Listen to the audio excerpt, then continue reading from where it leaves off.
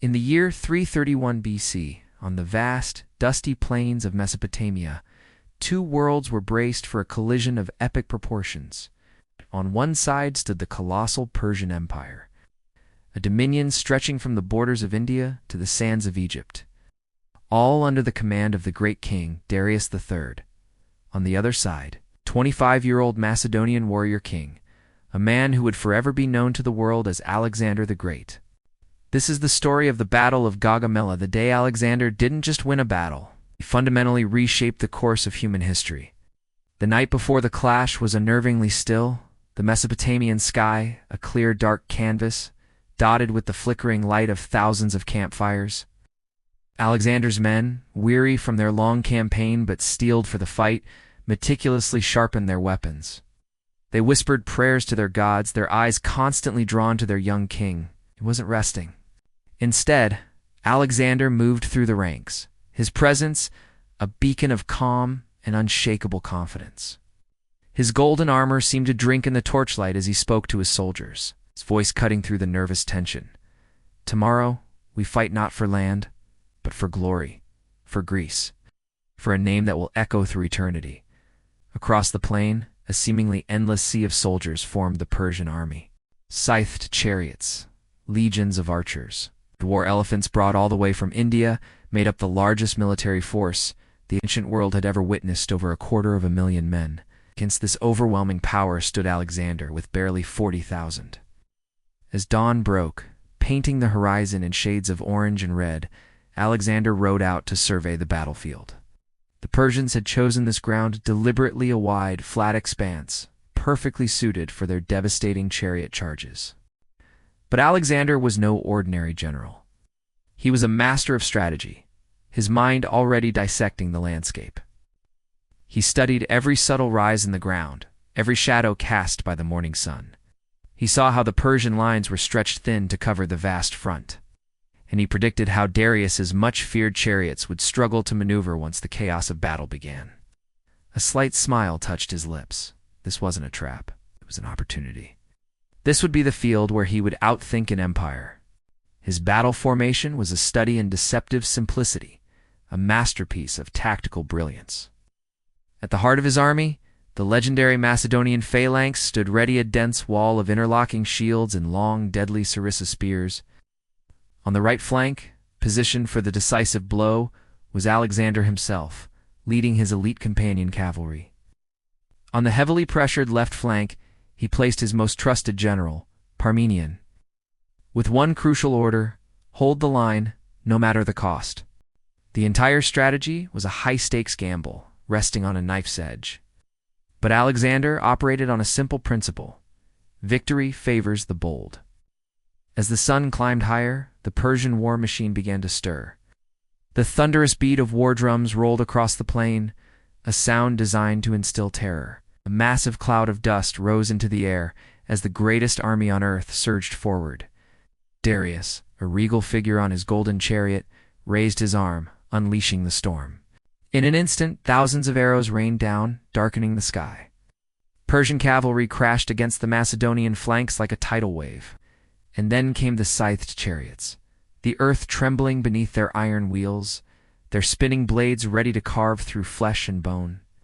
Amidst the rising chaos, Alexander's voice rang out, clear and commanding: "Hold your ground." The Macedonian phalanx tightened its formation, the soldiers becoming a single, unbreakable entity.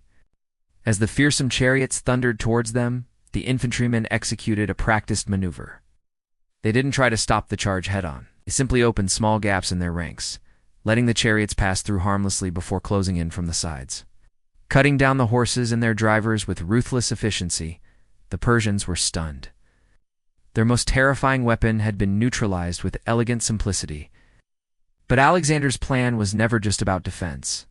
He was waiting, watching the battle unfold like a grand chess match. He saw exactly what he had anticipated. Darius's left flank, eager for a quick victory, was overextending, lured into a chase against Parmenions' seemingly retreating troops. That was the moment. The gap he needed had opened. Turning to his elite cavalry, the finest horsemen in the world, Alexander roared the order that would change history: "Follow me." for victory and for Zeus.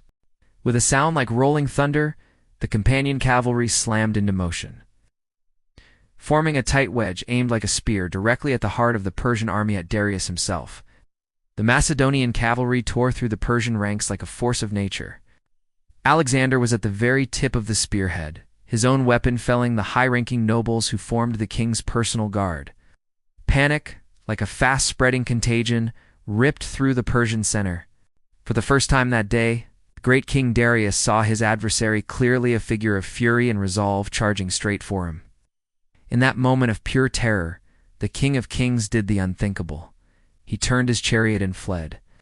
With their leader gone, the mighty Persian army, a force that had seemed invincible just hours before, completely disintegrated. Soldiers dropped their weapons and ran for their lives. The battle was over, an empire was falling.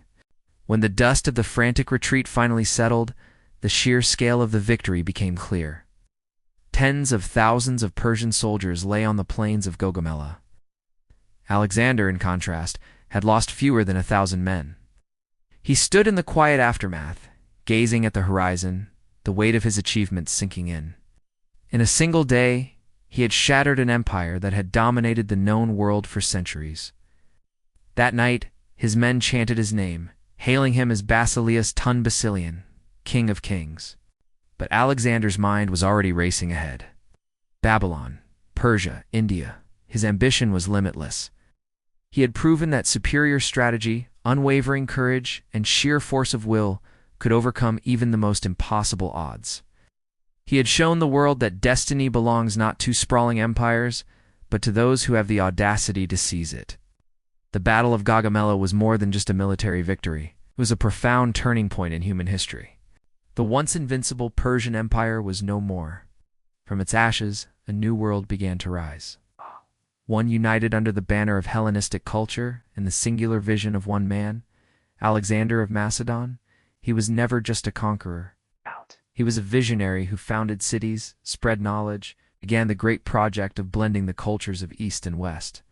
But the legend that would inspire generations began on that fateful day. On the plains of Gaugamela, when a 25-year-old king dared to challenge the impossible and won.